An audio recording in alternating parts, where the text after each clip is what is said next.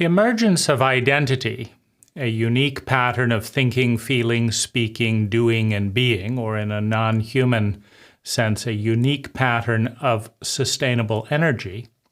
The emergence of identity comes from a deviation from the flow. So we can imagine the flow which is present in any context. In any context, there is an existing probability field. There's an existing protocol. This leads to this, leads to this, leads to this, and then this happens. And then repeat. And in order to have a new or unique identity, one must diverge from the existing protocol, from the existing flow. This is one of the reasons that the statement, "go with the flow," is too simple. Meaning, if you're in a Nazi concentration camp, the flow is death after murdering your own relatives. If you're in a sick cult or culture, the flow is to get sick. If you're in a mediocre education system, the flow is to get a mediocre education. And so the flow is the status quo. It's the existing pattern. And all identity, all new forms of energy come from a rejection, a deviation from, in the kind of paradigm of sympathy, antipathy, synthesis, from antipathy. You have the sympathy of the child accepting what is just because it is, without much thought or critical analysis. You have the antipathy as the adolescent forms a rebellion based on a critical analysis of the flaws and imperfections of their parents, of reality, and that hopefully occurs, meaning there's imperfections in everything, in every system, in every cult or culture, in every family. And if you cannot see them, if you are unwilling to leave the childlike state, one cannot grow up. One must rebel, one must deviate from the flow. Now, this is an archetypal representation of the deviation from the flow with the divine, with the whole. This is also the descent out of the Garden of Eden into the knowledge of good and evil, into language, into the perception of duality. And in that rupture from the flow, there is friction, because the flow is wanting to continue as it has, and the new identity must first deviate from the flow, and then must maintain what is ultimately a losing battle, a losing proposition. It must maintain its own integrity in the face of much larger energies, right? So a new pattern of thinking, feeling, speaking, doing, and being is very small relative to all of the existing and prior patterns. And so this creates a battle, right? As the new identity begins to form and sustain itself, it's experiencing constant pressure to conform, to comply with what was, with what is, to disappear into the majority, into the crowd, to be normal. But to create a new identity is to be distinct, is to have a distinct pattern of thinking, feeling, speaking, doing, and being. And so there is a battle that goes on with the status quo, and that battle builds muscle. It builds a strong identity. The constant buffets, the constant attacks, the constant pressure is met with resistance in a healthy adolescent. And as a result, a new pattern develops, and the muscle to sustain it develops. It gets easier and easier for the adolescent to maintain a new identity, which is not just going from the antipathy of the adolescent, the rejection of what is, but is something bigger. It's a synergy. It's taking the best of what was and editing it.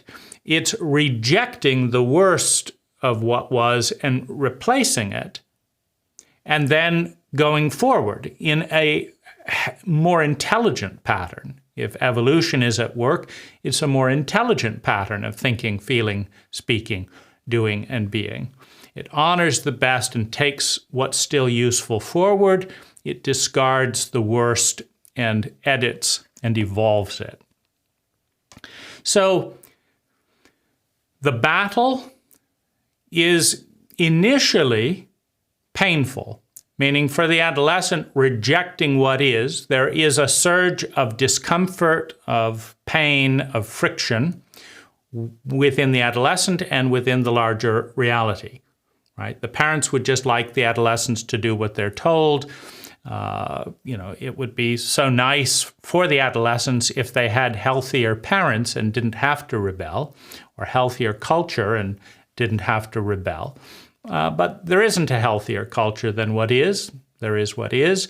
And the adolescent, as part of evolution, cannot accept the imperfections of what is. And so there is a period of friction before it's clear exactly what will emerge out of the friction.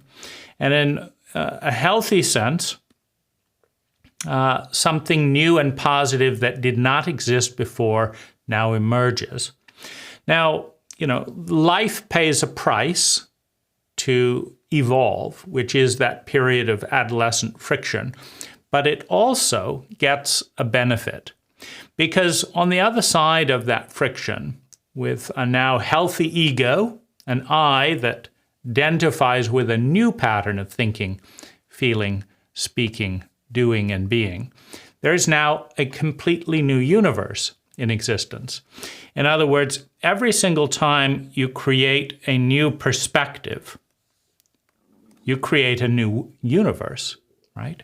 Because when you look at the universe from this angle, you see it differently than when you look at it from this angle, and you see it differently again than when you look at it from this angle. And every new identity, every adult who has gone through the antithesis period of adolescence and now is in the synthesis and synergy period of creating something new, has created a new lens from a new point in space, a new point in time, through a new set of filters that do not exist anywhere else. And as a result, the universe is created anew through the eyes of a new and unique observer. And so life gets friction, life gets a battle.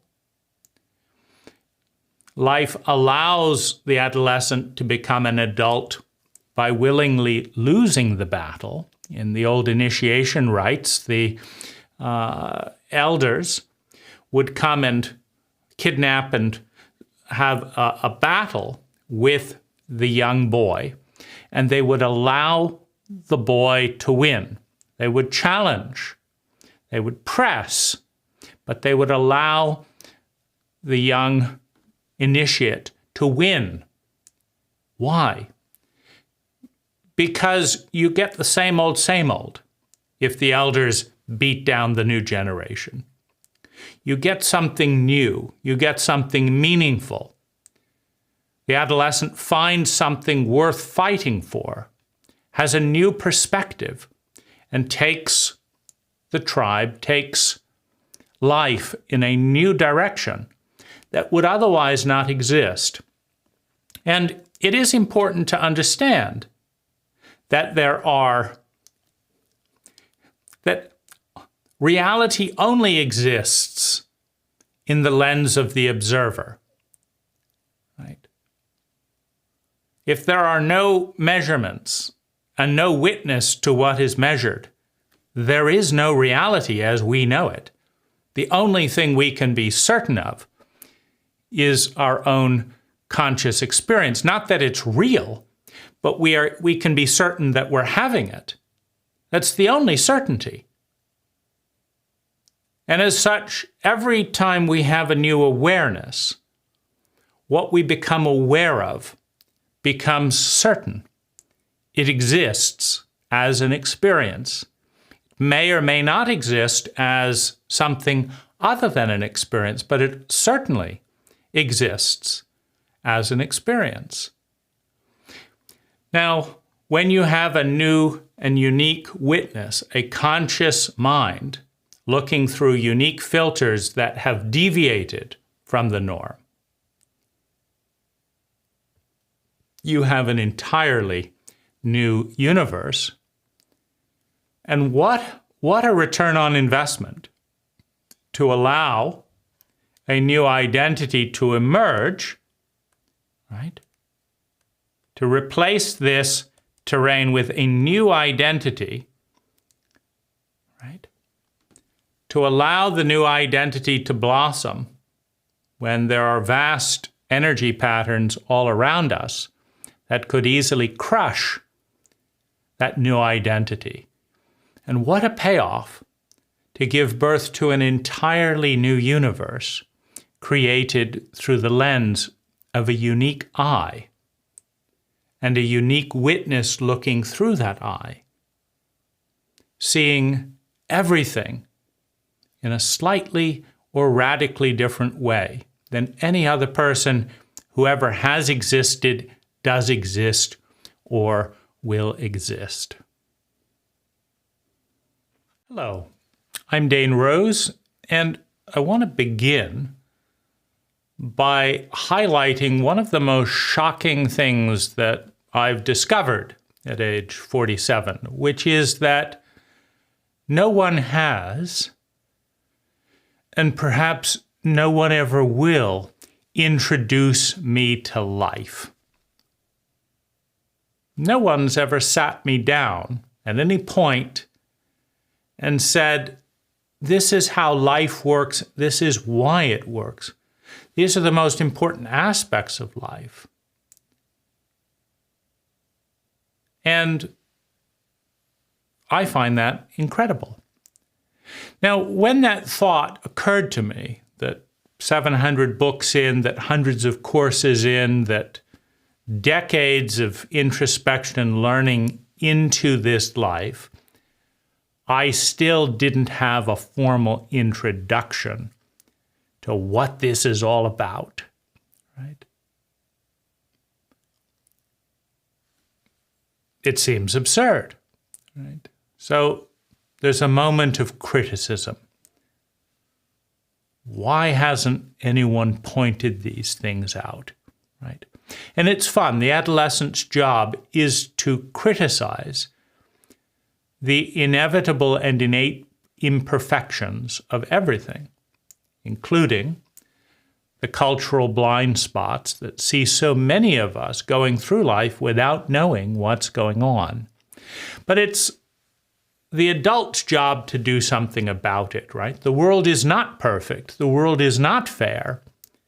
And if something bothers us, what to do about it? And this book, An Introduction to Life, is my response to that critique, my response to that irritation, that imperfection in my life. And although there are well over 100 chapters, it's the biggest book, naturally, it's a big topic, that I've ever written, I thought I'd just randomly pick a few of the chapters and, you know, to get a little bit of a sense of what's involved. So on the first, the first thing we've got the big picture, evolution. We've got the 4 operating systems of the brain, the 4 brains, and the protocols they use to filter information and make decisions. The sociopathic or reptilian brain, the rational or pattern organizing brain, the empathic brain, and its decision-making protocol, and the transcendent brain, right? Now, that's one of the most revolutionary understandings that I've come across that nobody introduced me to. If we go on to 3 random pictures or windows into the book on the next page of the contents, we've got the ego, self, and breathing. We've got chauvinism and its cultural underpinnings. We've got optimal roles. We've got PTSD, a stunning thing that I didn't learn about until I was 40 years old, that has more than a 30% invisible influence on every person and on the culture as a whole. The culture and its cult-like nature, how it can be our enemy, how it can be our friend, what its role is.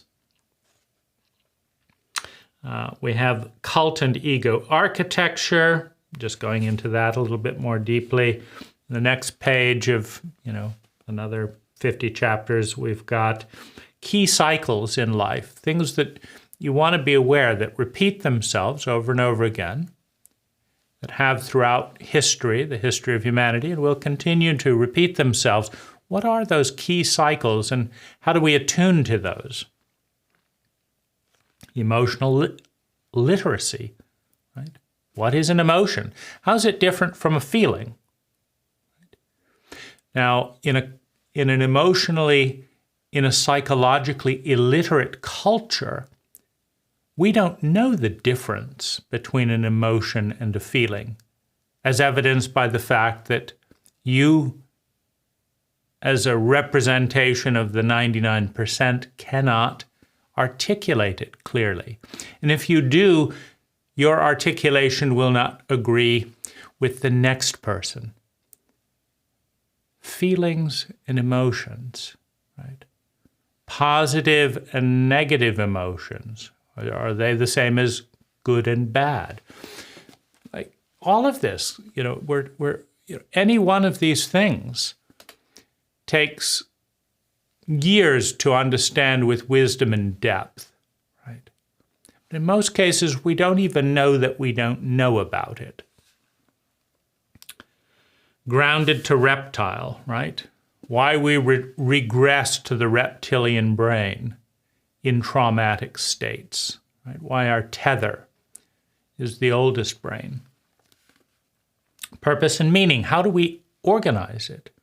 What is meaningful and what is not meaningful? Do you know the core ingredient in meaning? How to increase a life of meaning, how to decrease a life in meaning, right? Every question is a quest, and what are the quests that you're on? That's another page. 2 more tables of content pages. The deepest cuts to our humanity, right? We all live in a cult, in a culture, with a norm, a normal pattern of thinking, feeling, speaking, doing, and being.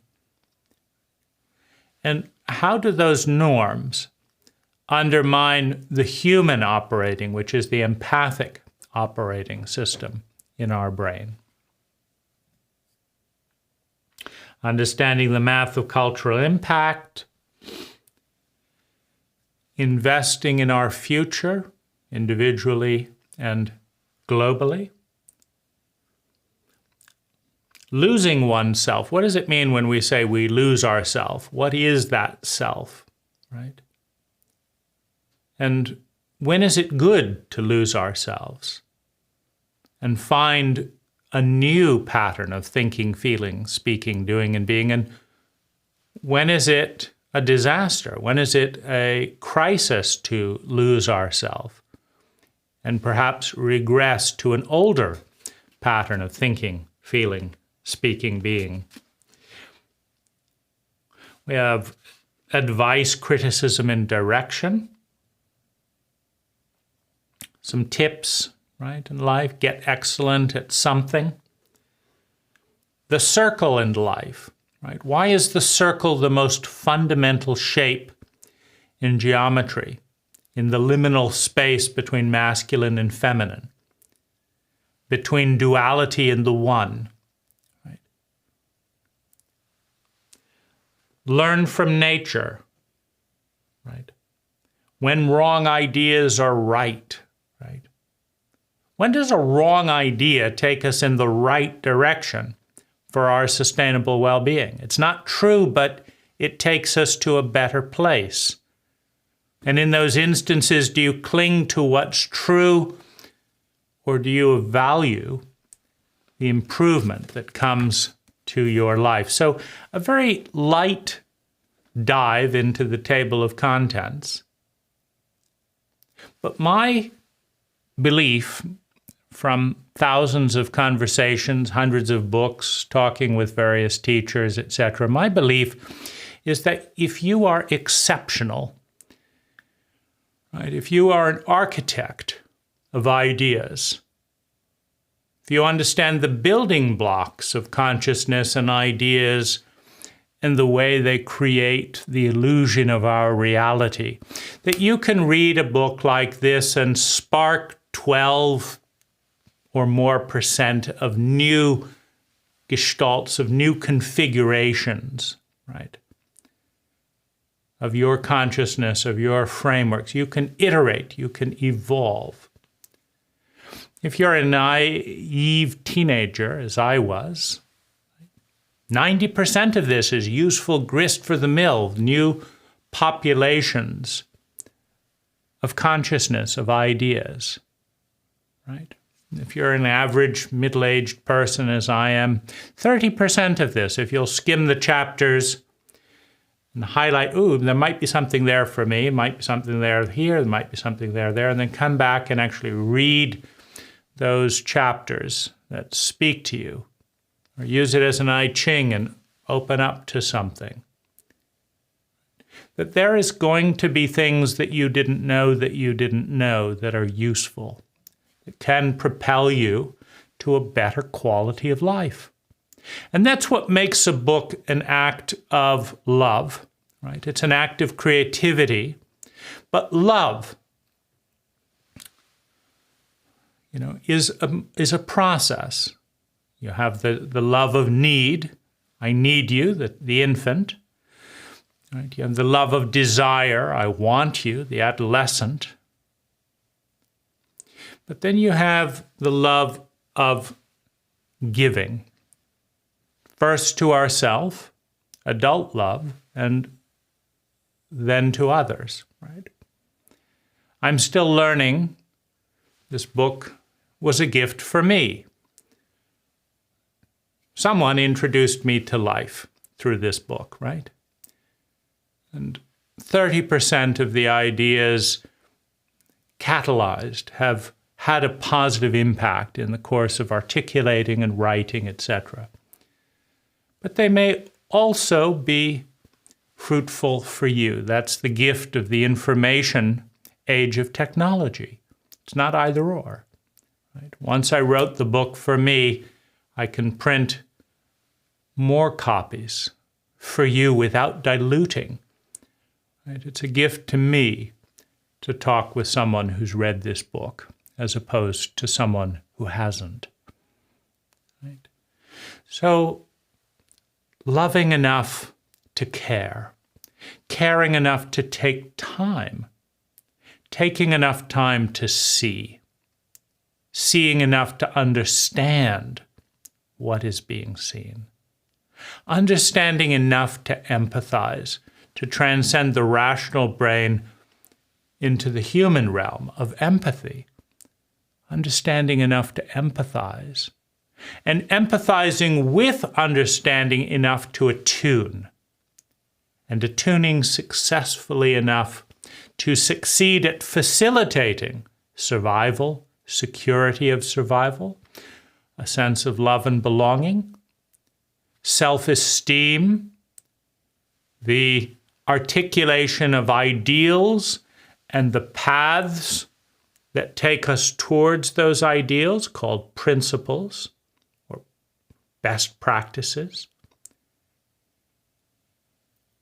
And the respect we earn by following the best practices that create the world that we state that we want, right? Earned love, self-esteem. By developing our gifts, discovering what they are. I'm good at math. I'm good at listening in a way that people say things they've never said before. Discovering my gifts. And then bringing those gifts deeper and deeper into the world in a way that creates abundance for myself, for others, that creates value. And finally, serving something, becoming a part of something bigger than ourselves. That's adult love, and it's a process of blossoming, right? And if a book facilitates self-awareness, understanding, empathy, facilitates action that leads to increased survival, security, love and belonging, self-esteem, discovery and development of our talents and gifts, bringing those into the world, and becoming part of something bigger. If it does that, we have succeeded at bringing a profound state of love, a transformative state, a useful state of love, an adult state of love into the world.